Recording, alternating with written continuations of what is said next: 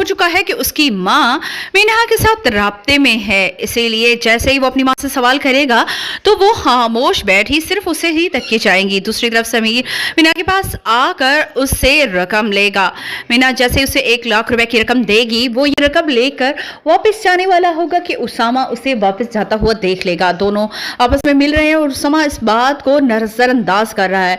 ये उसके दिल पर क्या गुजर रही है ये तो सिर्फ उसामा ही जानता है। उसामा जैसे ही समीर को पैसे लेकर निकलते हुए देखेगा वो वहीं खड़ा हो जाएगा। जैसे उसकी बीवी आएगी तो वो अपनी बीवी को सिर्फ एक नजर देखेगा, जिसे देखने के बाद वो खामोशी से वहां से चल पड़ेगा। मीना को एहसास तो है कि वो उसामा के साथ बहुत बुरा सलूक कर रही है, लेकिन वो क्या करे, वो समीर से मोहब्बत करती है, उसे छोड़ नहीं सकती।